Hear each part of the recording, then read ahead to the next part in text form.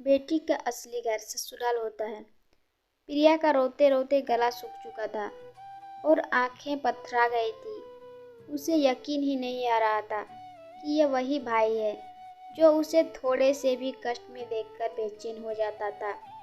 2 साल पहले बहुत ही धूमधाम से प्रिया की शादी राजीव से हुई थी।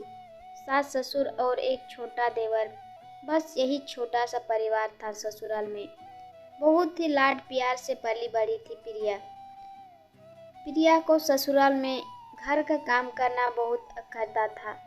वैसे तो दूसरे कामों के लिए एक नौकरानी लगी हुई थी, परंतु खाना बनाने का काम प्रिया की सास ही देखती।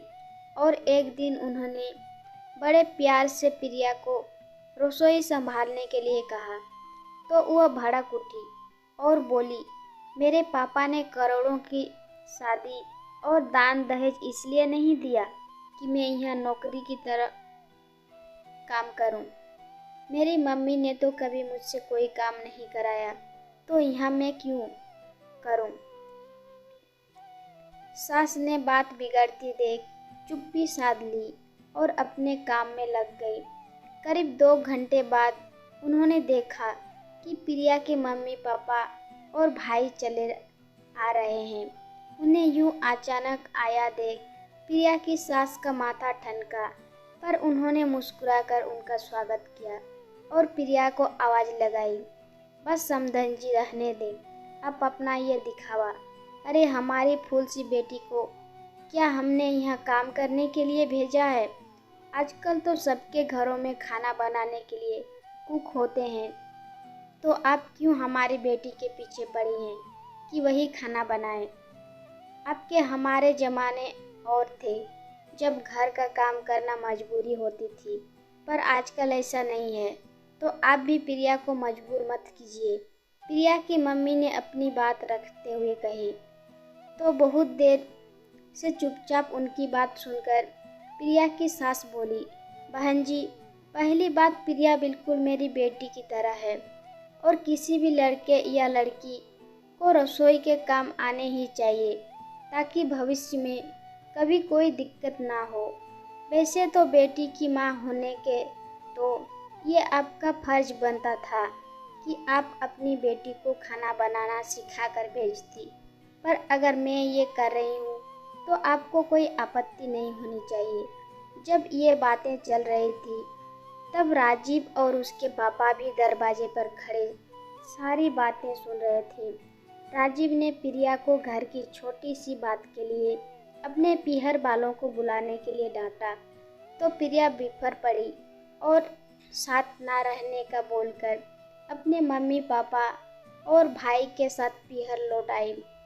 प्रिया की सास ने उसे खूब मनाने की कोशिश की और घर लौट आने के लिए कहा, पर प्रिया ने साफ इनकार कर दिया। कुछ वक्त गुजरा पर प्रिया वापस नहीं आई। 1 साल बाद प्रिया के भाई की भी शादी हो गई, पर अब भाभी के आ जाने से चीज़ें बदलने लगी। कल तक जो काम उससे पूछकर होते थे, अब प्राथमिकता उसकी भाभी को दी जाती।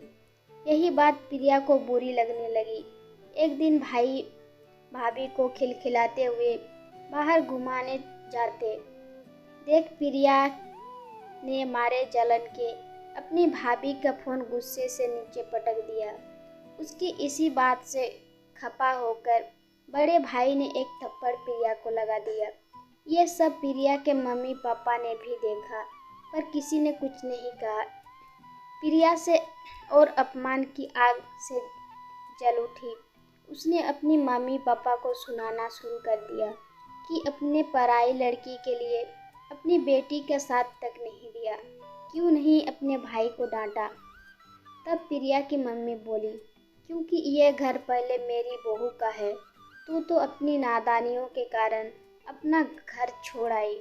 मम्मी की ये बातें सुनकर प्रिया को समझ आ चुका था कि उसने कितनी बड़ी गलती की है और वो अपने ससुराल के निकल गई। राजीव और उसके मम्मी पापा बदहवास प्रिया को देख द्रवित हो उठे और बिना प्रिया के कुछ कहे मानो सब कुछ समझ गए थे।